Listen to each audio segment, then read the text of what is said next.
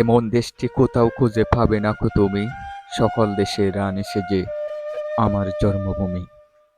সবুজ প্রকৃতি, পাহাড় পর্বত ও সৌন্দর্য দৃশ্য নিয়ে গেড়াও পার্বত্য বান্দরবান জেলার নাইক্ষ্যংছড়ি উপজেলা।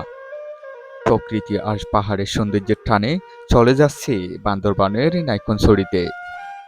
আমরা রওনা দিলাম গুন্দুম ইউনিয়ন থেকে। গুন্দুম থেকে নাইক্ষ্যংছড়ির দূরত্ব প্রায় ৩০ কিলোমিটার।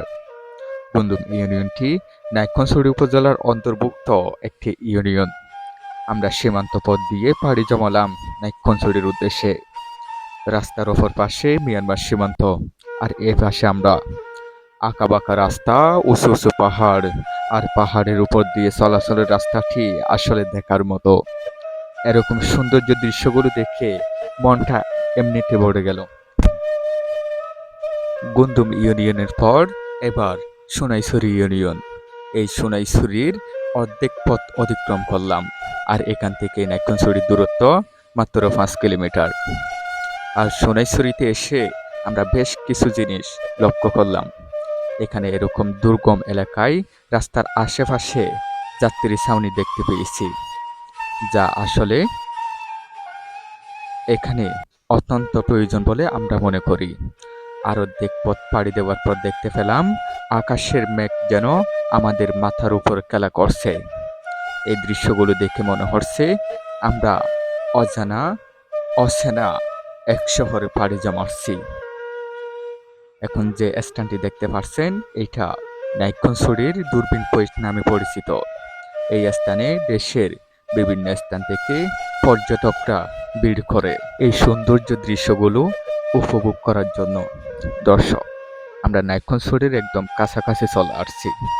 নাইক্ষ্যংছড়িতে কয়েকটি পর্যটন কেন্দ্র আছে, যেগুলো হচ্ছে গুন্দুম ইউনিয়নে organic farm and eco park, এবং সোনাইছড়িতে ঢোকার পর নাইক্ষ্যংছড়ি দূরবীন পয়েন্ট, এবং নাইক্ষ্যংছড়ি সদরে নাইক্ষ্যংছড়ি লেক। এই ৩টা পর্যটন কেন্দ্র এখন নাইক্ষ্যংছড়িতে রয়েছে, যে দৃশ্যগুলো আসলে খুবই সুন্দর। আজকে এই ভিডিওটার মধ্যে হয়তো সে পর্যটন কেন্দ্রগুলোর দৃশ্যগুলো দেখাতে পারবো না। আগামী কোন একটা ভিডিওর মধ্যে এই পর্যটন কেন্দ্রগুলো নিয়ে আপনাদেরকে সুন্দর একটা ভিডিও উপহার দেব। নাইক্ষ্যংছড়ির এরকম দুর্গম এলাকায় বেশিরভাগ ক্ষেত্রে উপজাতিরা এখানে বসবাস করে।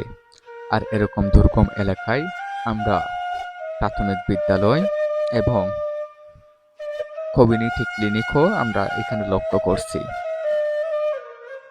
আপনারা দেখতে পাচ্ছেন সুন্দর একটা প্রকৃতি, সুন্দর একটা দৃশ্য।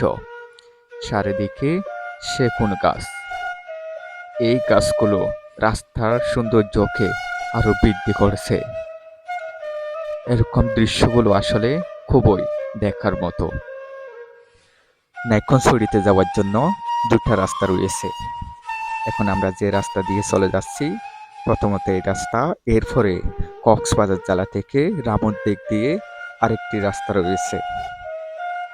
এখানকার বেশিরভাগ লোকেরা এই রাস্তা দিয়ে নাইক্ষ্যংছড়ির উদ্দেশ্যে গমন করে এই প্রাকৃতিক সৌন্দর্য দৃশ্যগুলো উপভোগ করে করে যাতে তাদের গন্তব্যস্থলে পৌঁছতে পারে।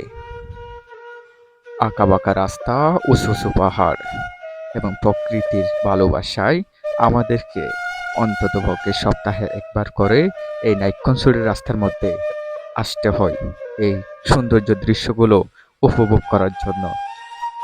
দর্শক, আজকের ভিডিওটা এই পর্যন্ত।